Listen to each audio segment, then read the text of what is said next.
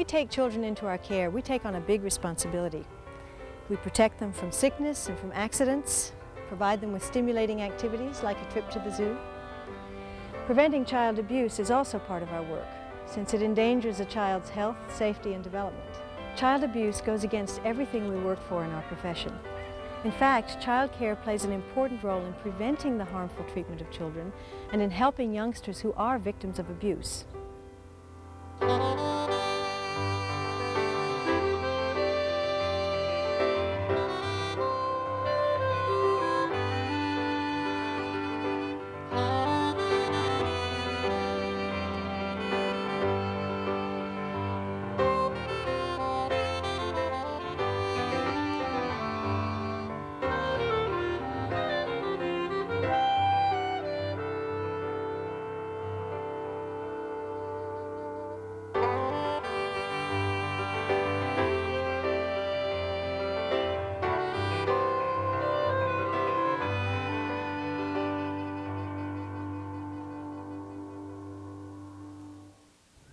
Child abuse is all too common, not only in our society today, but throughout history and around the world. It takes such forms as infanticide or the exploitation of children as laborers. In the United States, most child abuse occurs within the family. People who seem perfectly normal among adults may commit acts of physical and emotional violence, sexual molestation, and extreme neglect against their own children, or they may harm the children of spouses, relatives, friends. Because some victims can't or they don't dare make accusations, the actual number of child abuse cases is hard to prove. According to the National Committee for the Prevention of Child Abuse, as many as twice the number of cases reported may actually occur each year. In addition, some valid reports are never confirmed. Actually, very few of these cases occur within child care centers or family daycare homes. Of course, even one case is one too many. But at the same time, allegations about child abuse in child care have received a great deal of coverage in the media, and parents are concerned and often fearful.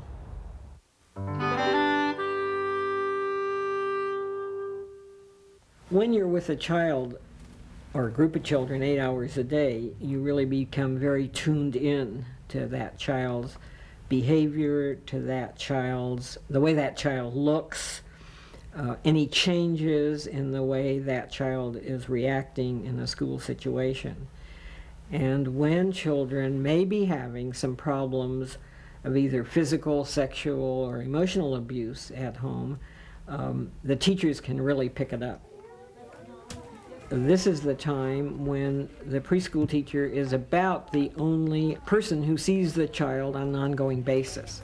When the child is 5 and begins school, then the school people are involved. But actually, in the first 5 years, the parent may not even be taking the child to a pediatrician on a regular basis. And so it's the preschool teacher or the daycare provider that's the only person that may be seeing that child outside the family. You guys can go this side, and I'll keep some kids over here. If you guys cannot deal, I'll have to pick somebody. We have a real competent, qualified staff. We have people who are hired to give children good, strong time, not just being with them, not just babysitting.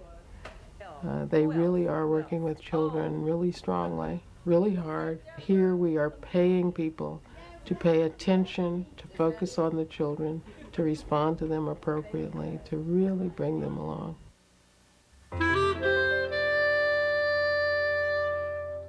There is often a lack of personal awareness of how much someone who's been doing childcare for a period of time, how much that individual has in terms of awareness about child behavior, awareness really about everything that has to do with normal childhood.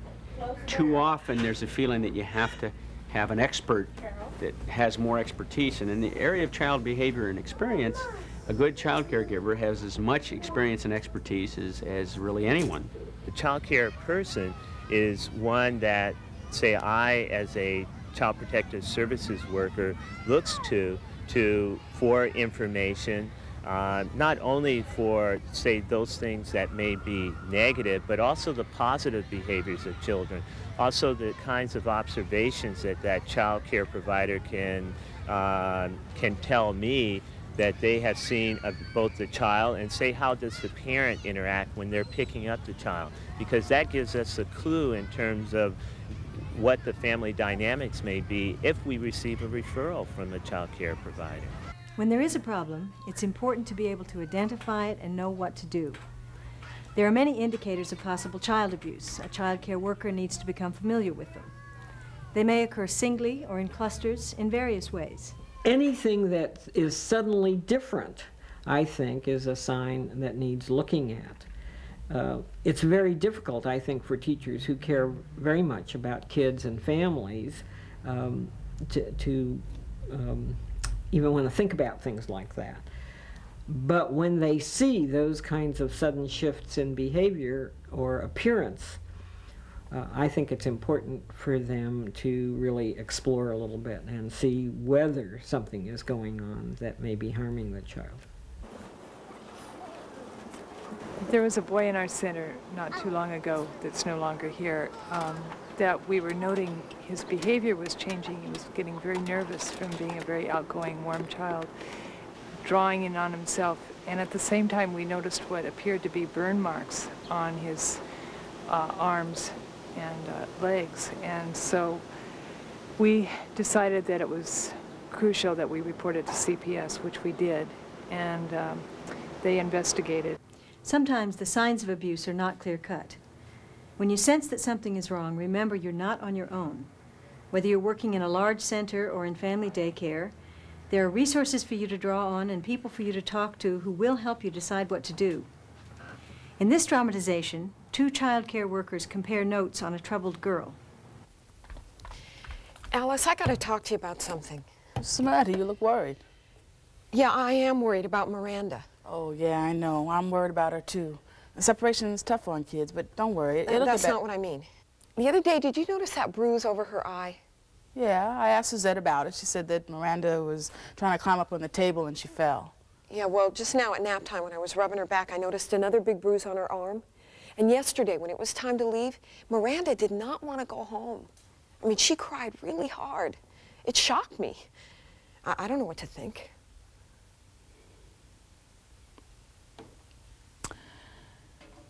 Well, I know what I think. I think Miranda's being abused. Which means that we have to call the Child Protective Services right away. We also need to write down observations so we can clear with them on the phone. Well, yeah, but don't you think we ought to talk to Suzette first? I mean, maybe there's something going on that she can explain to us, or something she needs to know about. Now, I understand how you're feeling, but if Miranda's being abused, we have a responsibility to report it. This isn't the first time I've dealt with something like this. If we talk to Suzette, she'd probably deny there was anything wrong. It's hard for parents to deal with abuse. Yeah, but I think Suzette might cooperate if we talk to her. And if we don't talk to her, she's probably just going to pull Miranda right out of childcare. That's a risk we have to take. But we are mandated reporters and we have a reasonable suspicion of abuse. I still think we can talk to the mother before we report. If we go to CPS behind her back, Suzette's going to feel betrayed. And if she doesn't trust us, how are we going to work with her to do what's best for Miranda? Our #1 priority and concern is Miranda's safety. I'll talk to Suzette when she comes to pick up Miranda this afternoon. But I'm going to call CPS right now.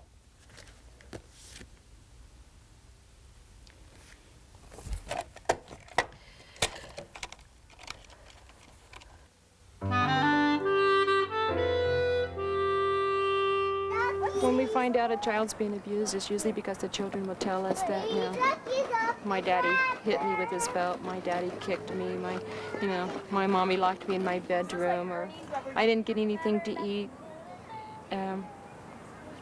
They're very verbal. They let you know that they're unhappy the way they're being treated, because they don't get treated that way here. Frequently, child care workers have been able to detect and prevent the abuse and neglect of children.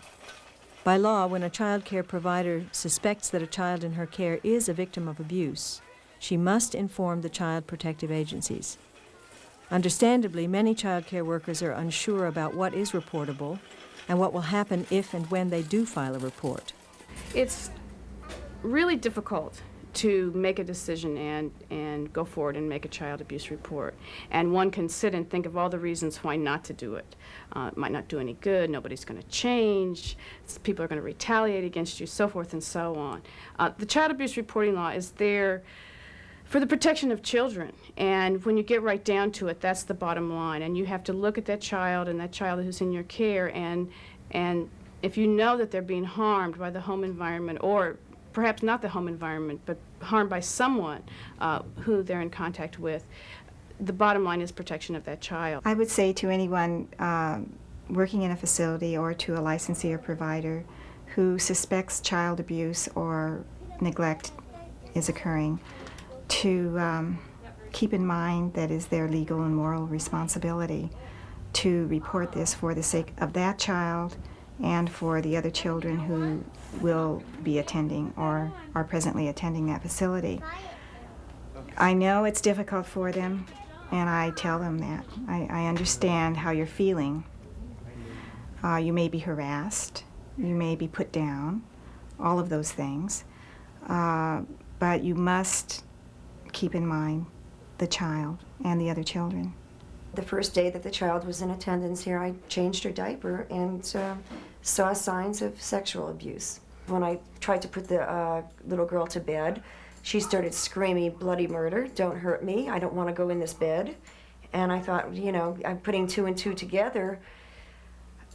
You come to the conclusion that something has happened that you don't know anything about. I was petrified to report it at first. I was afraid of what would happen to me or my family. I needed the support of a friend of mine to call up and say, "Is this the right thing to do? Am I doing the right thing?" And in the end, I think it was the right thing. I know it was the only right thing to do. I found that the people that I reported it to were very helpful. They were very reassuring to me that I was doing the right thing. I would tell anybody that deals with children, that provides child care for them, your first duty is to watch that child and provide the best care that you can. And you can't turn your head or make believe it didn't happen or you didn't see it. It's a situation that has to be faced and has to be dealt with and has to be resolved, or the children suffer.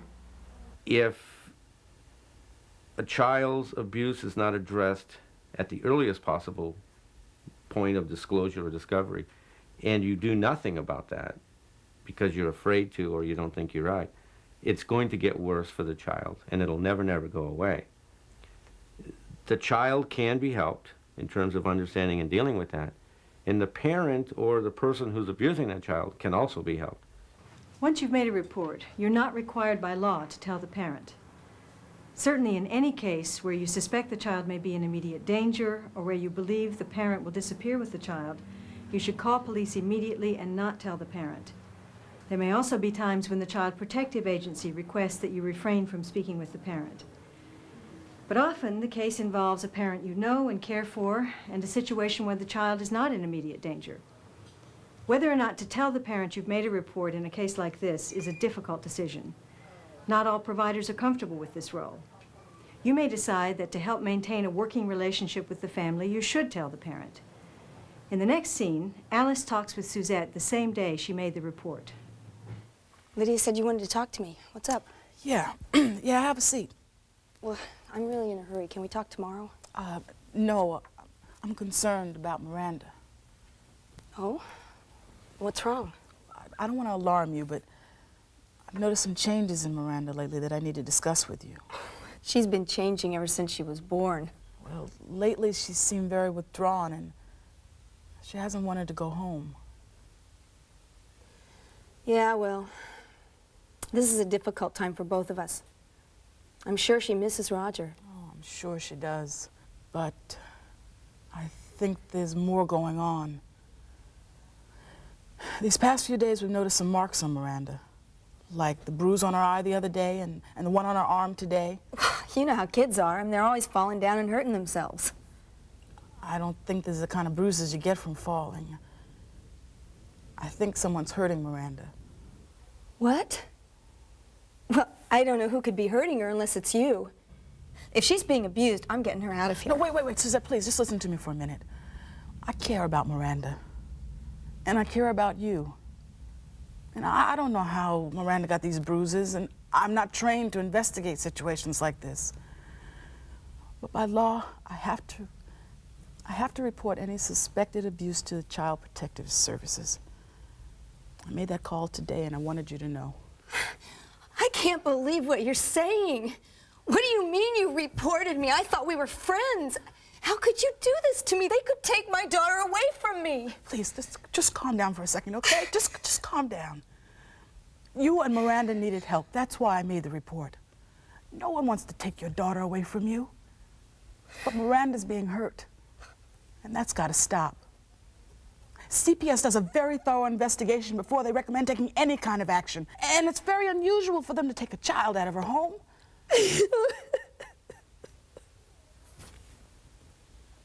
Oh, Alice, I really love Miranda. I don't know what's wrong with me. It's just that ever since Roger left, I have been so angry all the time. I'm so scared. What's going to happen? What am I going to do? Listen, we're going to do everything we can to see you through this. Miranda is a great kid, and both of you are going to get support. Trust me.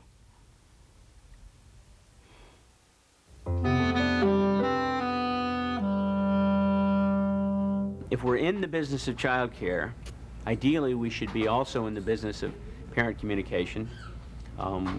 We have a responsibility for part of the care of that child, not all of the care of that child. And we have to communicate what's going on in the child care center with the parents. And I think within the bounds of privacy and good sense, we have some need to know a little bit about what goes on in the family environment. The child care workers have a lot to offer parents as a window to a whole nother part of the kids' lives that the parents will never get firsthand.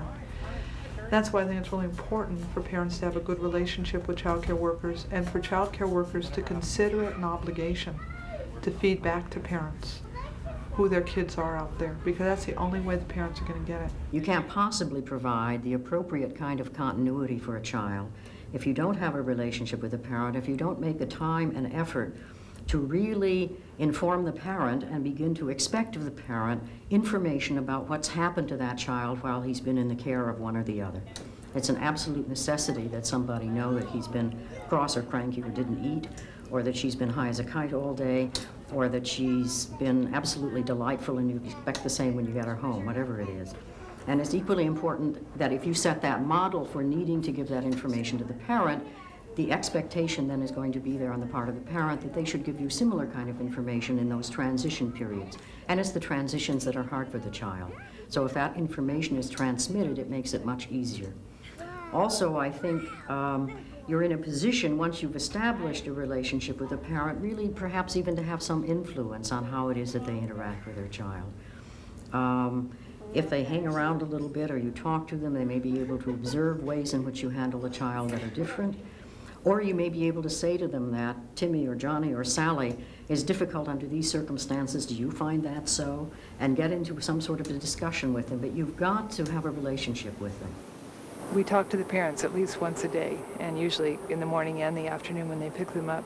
And we like to share something with them about the child that day.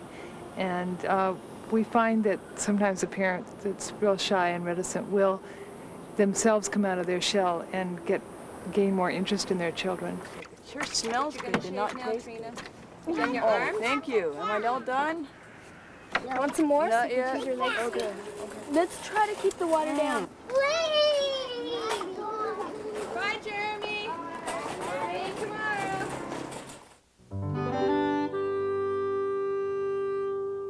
I have a Chinese little boy, and I used to just call him, say, Nolan, come give me a hug, come give me a hug. Nolan would never embrace me, but he would come over to me and let me embrace him.